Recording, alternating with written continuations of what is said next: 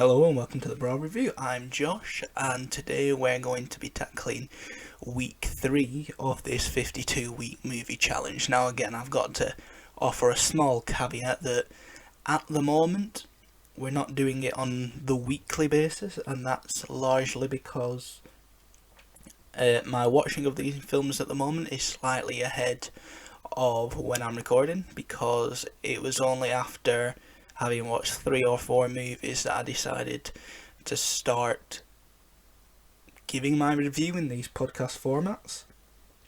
So for example, this latest film that I'm going to be reviewing was actually watched on the 25th, and this has been recorded on the 29th, so we're almost caught up to where we'll be doing it on a weekly basis. And then going forward after that, what will happen is I'll start watching the films on a Friday, giving myself a little bit of time over the weekend to digest them, and then likely releasing them on a Sunday or a Monday. So then we'll get into a nice little rhythm, especially since the last time I've uploaded, I've managed to secure a nice job. Not a lot of extra responsibilities or anything, so it won't impact my time too much. And anybody who does randomly stumble across these on YouTube, you can rest assured that there'll be a very regular a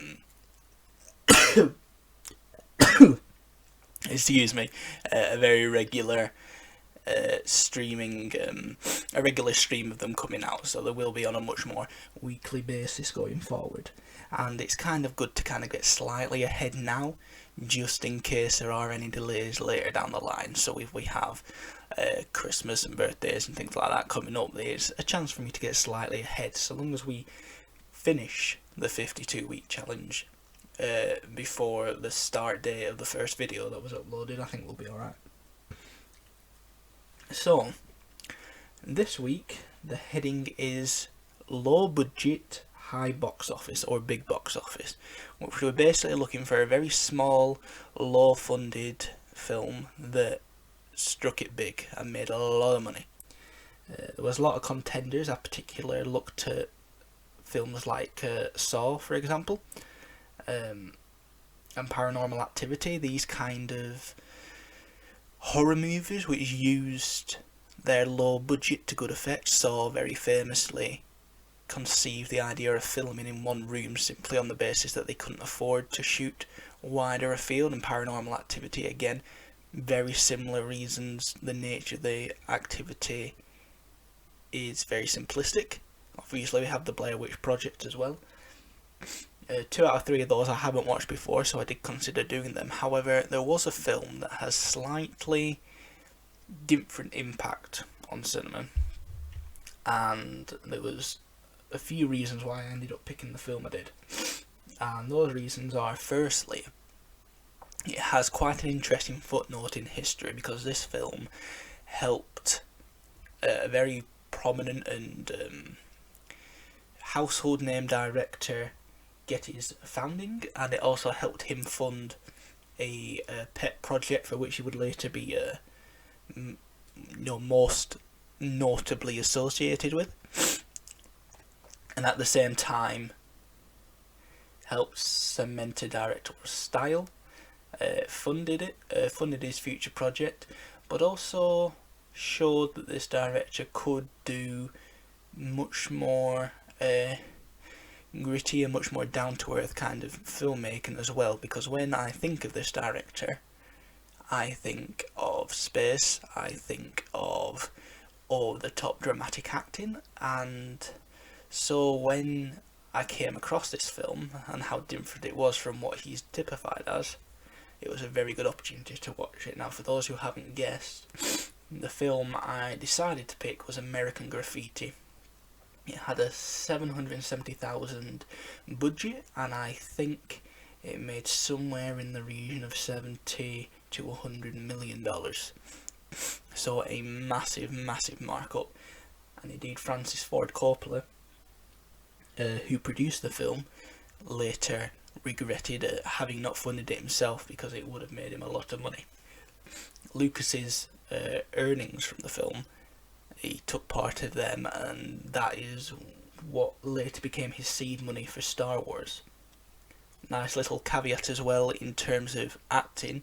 What I didn't realise before watching this was that Harrison Ford plays a small part in the film, which would later serve him well in the eyes of the director for then taking on the role of Han Solo. And again, the role he plays in American Graffiti is not actually distinctly different. Now, for those who don't know the story of American Graffiti, and I didn't know anything to do with it realistically before I started looking into this heading of low budget big box office and realising it was on the list of some of the greatest earners for the smallest injection of cash, that it's essentially a 50s and 60s coming of age story of high school graduates going off to college or going out into the real world, having to come away from teenage culture and their hometown life,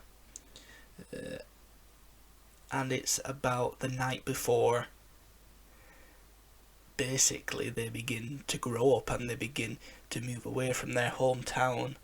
And we mainly follow, although we follow quite a few different stories, there are three main plot points realistically, which are that one of the main characters sees a girl who must be the epitome of his fantasy, the epitome of the most beautiful woman in the world, the one that he would want to marry, and we see his pursuit of this girl despite not knowing her name. She's only seen her through smiles he's had from the window, and it's kind of looking at that pursuit of that goal as a way to take his mind off the fact that this is last night in his hometown, and he spends a lot of the film very unsure whether or not he's actually going to go to college.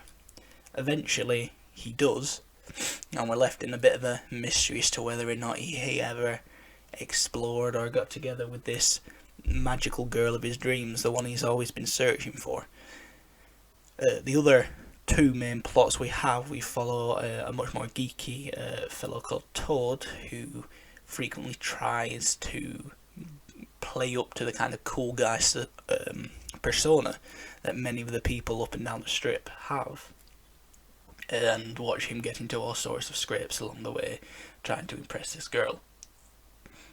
And then lastly we have a couple who have been together for quite a while, and the boyfriend is essentially suggesting that they break up, and it's the fallout and tension of that relationship not falling by the wayside per se, but all the tensions of trying to maintain that long distance relationship and also exploring their youth and the dynamics of the relationship from the eyes of both parties. So we have a lot of very interesting streams, and I've got to say I normally avoid coming of age stories for a number of reasons, and these are mainly because we don't get a massive amount of plot, we don't get a massive amount of narrative, which normally focused, as this film is, on a particular night, on a particular town, and it's more a character study, and character studies can be very interesting, but in terms of filmmaking it can feel somewhat stagnant,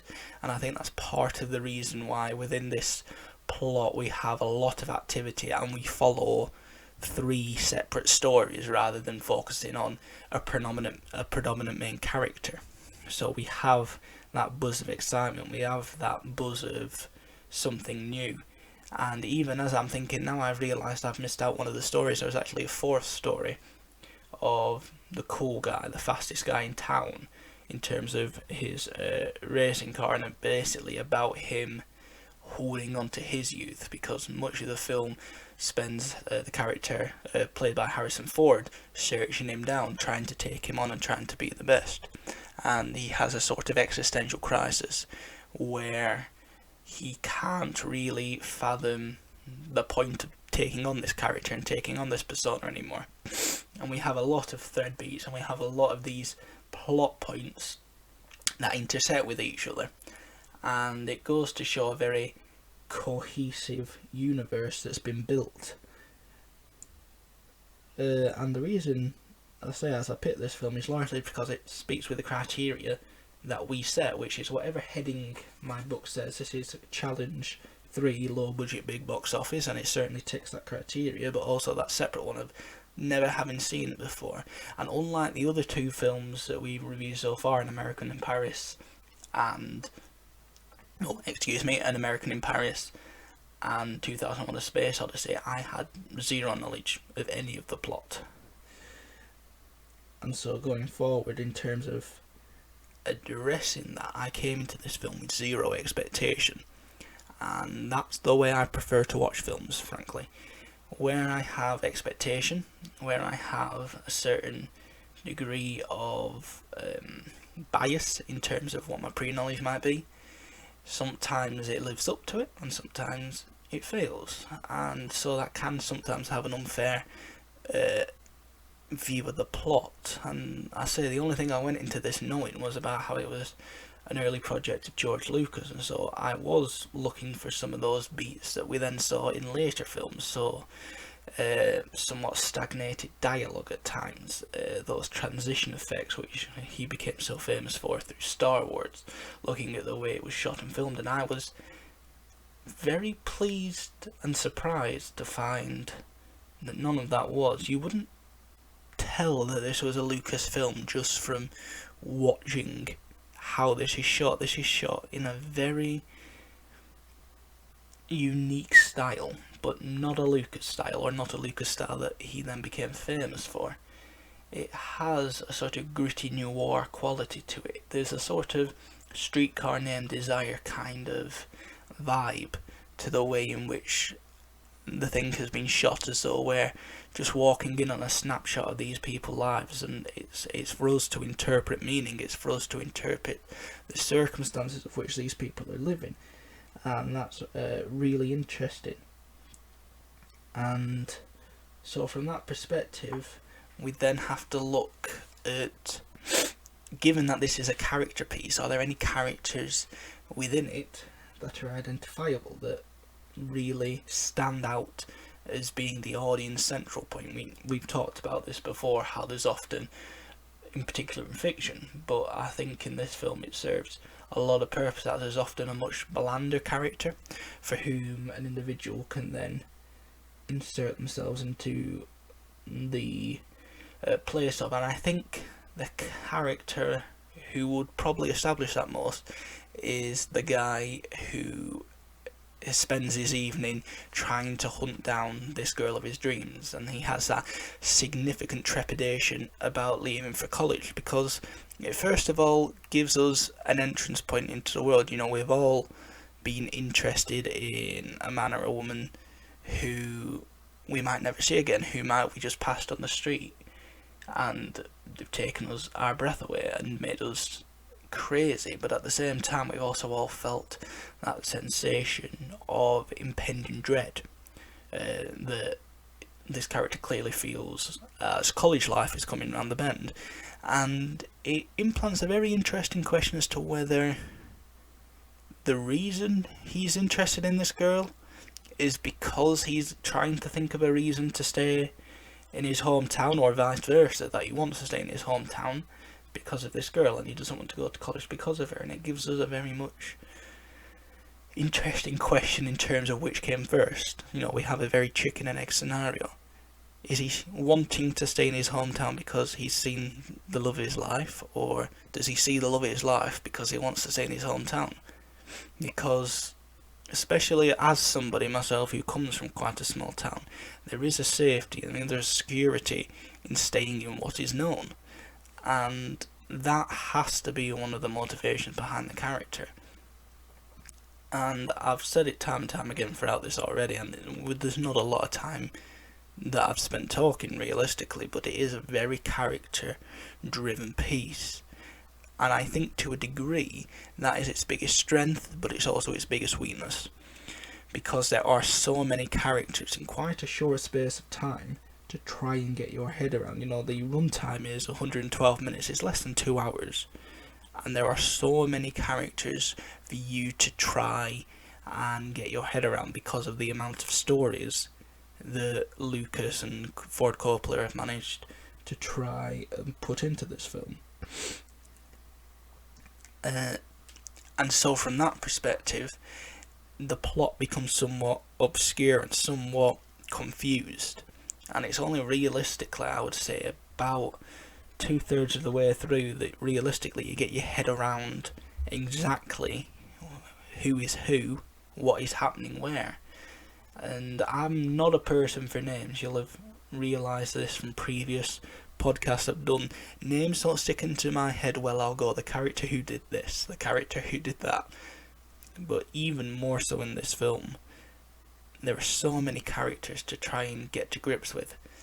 There must be at least 12 to 15 central characters, depending on your own definition of what a central character is, but there's so many different characters to try and get to grips with and get to terms with, and then we introduce more and more and more. And the problem is, because of the idea of trying to set it in a time, it means we get very similar fashion choices, we get very similar hairstyles, we get very similar outfits, which means we have very similar looking characters taking on different roles and different perspectives. And you can very much tell though that this was a personal project for the writers, Lucas heading them up. You can tell there's a lot of anecdotal information put into these films. It's kind of little detail that you can only get from a semi-autobiographical script. And anybody who knows about American Graffiti, and I do a little bit of a reading behind the films once I've watched them to see if that explains anything, is that American Graffiti was very much based on George Lucas's life in a small town and his life growing up during that period. It's very much based on his hometown values and his hometown America. And the thing is, it's a very good sociological study in terms of taking a snapshot of a culture, taking a snapshot of a brief history in time. You know, this is the period of which the invention of the teenager happened. Before then, teenagers had no access to income.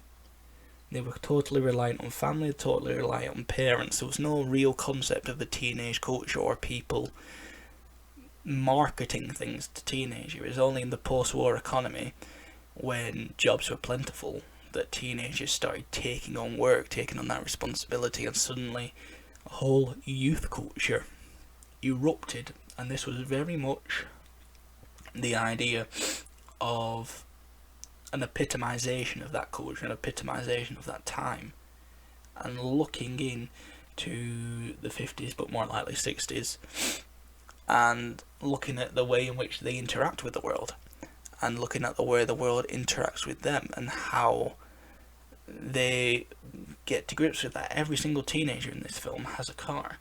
Every single teenager in this film makes reference to work or having a job, or make oblique references to having a particular connection with a particular business. And so when we look at it in that context as well, it's really a sort of isolation that these characters feel. You know, these are very much unique characters, both in terms of the plot itself, but within a historical time frame and within a historical paradigm, because these characters are the first of their kind. They're the first generation to ever be able to have this affluence, to ever have this influence. And we see throughout the piece that there's a real straddling of childhood and adulthood between these characters, and there's a very difficult concept of actually trying to find out what your identity actually is. Prior to this, in particular, I've got to say, as somebody from the UK, we had very much a lag behind that kind of teenage culture and that working as well, because our post-war economy was rather struggling compared to America. Is that there was very much a sort of both the idea of lost youth, but also the idea of not knowing when adulthood starts, and we see that in a reflection of modern life, and you can see its relevance to a modern audience. The idea of being a teenager, or the idea of when adulthood begins, is a concept very much frustrated when we have people in their 20s going into 30s still living at home because they can't afford their own home. It has a very distinct mark upon both modern teenagers, modern young people, and that transition to adult life, but also that reflected backwards. And it really does give you a perspective into also the minds of people who nowadays are rather elderly. You know, my grandparents and great grandparents were very much of the generation where meritocracy worked, with the idea that they could work for something, get money, and purchase a house or purchase a car, or basically use their money to get whatever they wanted. And so when we look at it through those eyes, and we can see very much an appreciation of a cultural past, we understand those views and we understand those attitudes, and why potentially those of the older generation get rather frustrated with the younger ones for saying that they can't get on the property ladder. But retroactively as well, there has to be an appreciation of a variation in culture and a variation in that understanding. And I think as a modern audience, there would be a greater appreciation for the fact that there's a completely different economy that those people who talk like that were used to. And so for me, this film served more historically and served more of a sociological study than anything else.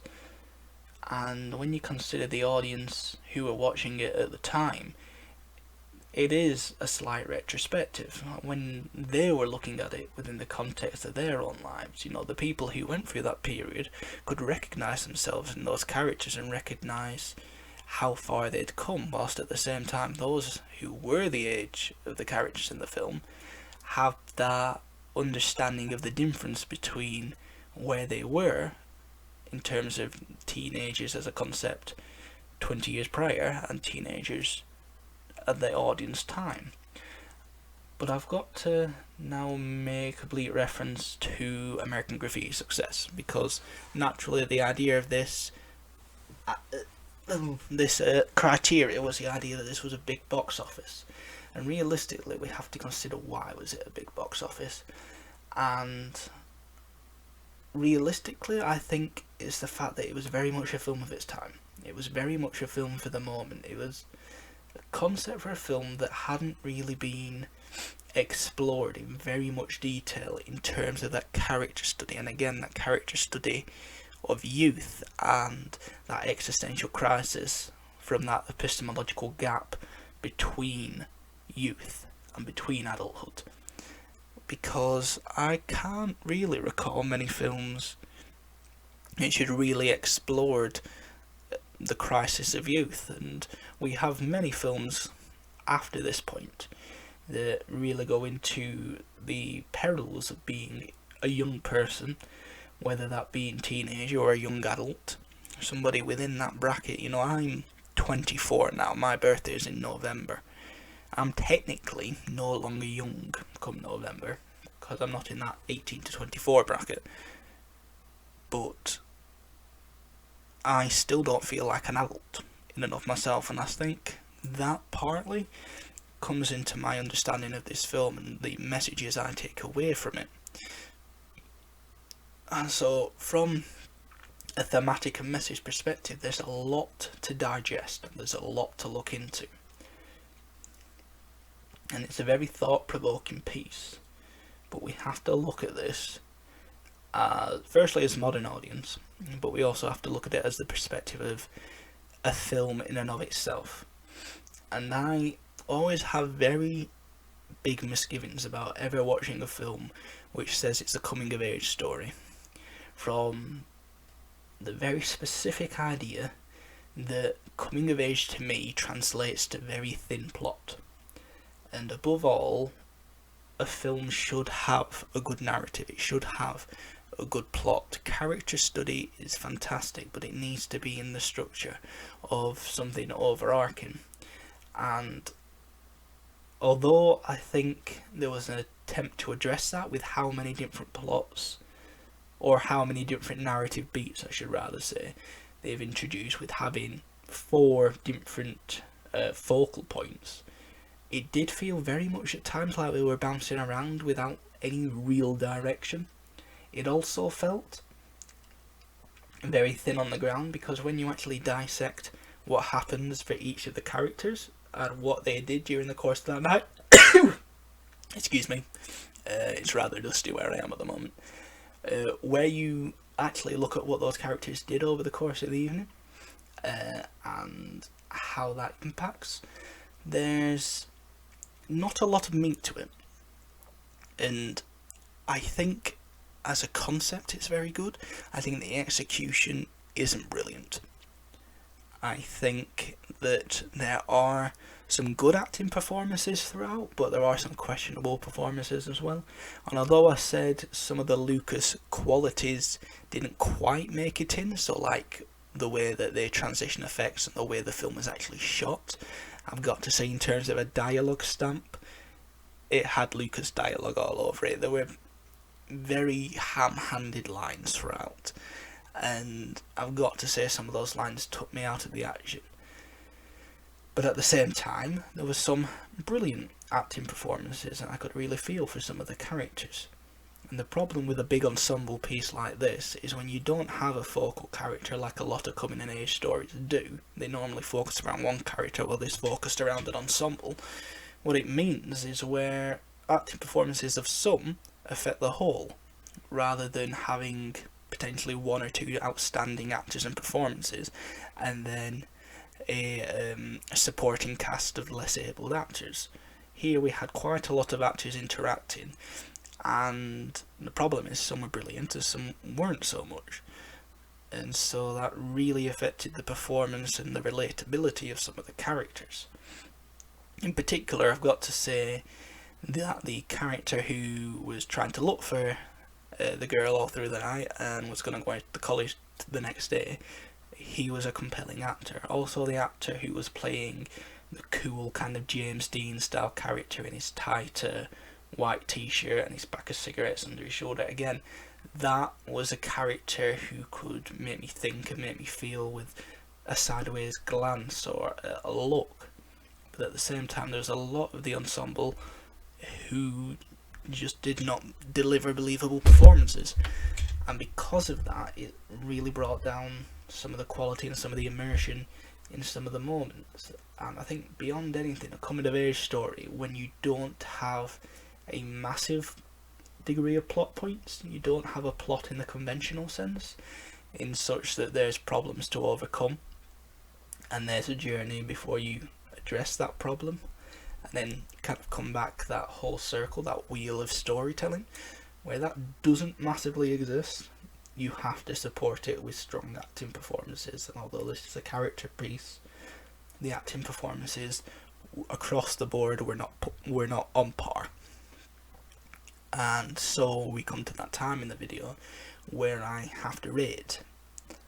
Because of those niggles, because of the acting performances, because of some of the ham-handed kind of dialogue, because there are epistemological gaps, because of the plot points not always adding up, because of the acting, and largely speaking, as I said, because there's so many little elements that just need tweaking, I could only give this 3.5 or 3.5 stars out of 5. Because there is so much to digest and there's so much to think about, and there are many redeeming qualities to this film. But it just does not engage you massively in the way the story does. And potentially that's from the perspective of just a modern theatre goer who needs to be hooked slightly more, that there's no occasion or event. But I'm somebody who does like my film and pays attention and does get very interested in it, but there were a lot of elements where there was opportunities for confusion, which were frequent, and there were just so many little niggles that could have been tightened up. And I think actually a bigger budget might have made this film an even greater success than it was, and there's no doubting that it was a success. And there are plenty of very, very successful films that have all these niggles, because I've got to say now, my favourite film, and I've looked through the book and there is actually a category for favourite film. I've watched it a lot, and obviously that will be the one exception to the rule. As I've looked through these categories, the one exception to the never having seen before has to be my favourite film, and my favourite film is The Fugitive, again with Harrison Ford in it. However, there are lots of bits that I would say from a very critical standpoint, there are lots of niggles in it and lots of little imperfections, which would mean I could never give it 5 out of 5 from a critical standpoint. But I enjoy the film so much, and the bits I love are fantastic. And so with a critical mind, I could never give it 5 out of 5.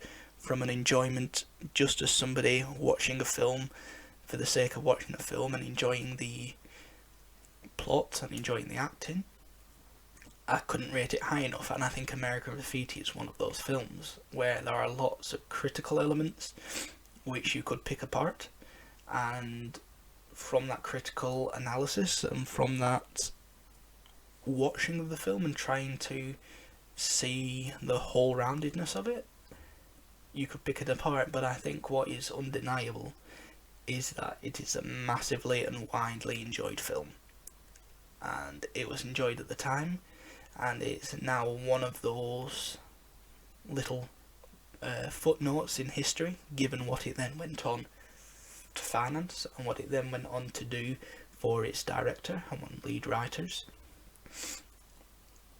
But I think it's a place it warrants, because there are so many excellent qualities to this film. And so, as I've said, this film got a 3.5 out of 5. So far, no film has got the full scoring, haven't got the full 5. Will I be able to give a score of a full 5? I'm not sure, because An American in Paris got 4. I'm a big musicals fan, and I think there's a good chance a musical would probably get 5 out of 5 depending on its quality. Space Odyssey got 4.5. I think any kind of modern equivalent film that does what Space Odyssey does would probably get a 5, but it's very difficult to see. And low budget big box office challenge that we did this week with American Graffiti got 3.5 out of 5. But I think we're doing fairly successful so far in terms of good quality films. I think a 3-star or above is a good quality film. I think if it was anything below 3 stars, it would be a bit of a disaster. So far, we're doing actually quite well, because we're getting films that are of good quality. With problems, because I think there are very few films that aren't problematic. But going forward, I'm just going to give you a little bit of an insight into what's coming next. So next time I record, I'll be doing a film starring animals, and I decided that An American Tail was a good option, both for its place in pop culture and in terms of its content. I was acutely aware of the film, but not to any massive extent, and I know I've seen from having watched other TV shows, for example, having watched shows like Community and Brooklyn Nine-Nine, it gets referenced a little bit, and so I think in terms of American pop culture it has a greater significance, and so I'd be interested to see that's place in it. So next time I record, it'll be An American Tail, and then week 5 would be an early film of a famous actor or actress. That one I'm still mulling over what I'll do, but that is the plan going forward. So thank you very much for watching. This has been the Brawl review, and our review of low budget, big box office film, which was George Lucas's American Graffiti. Thank you and goodbye.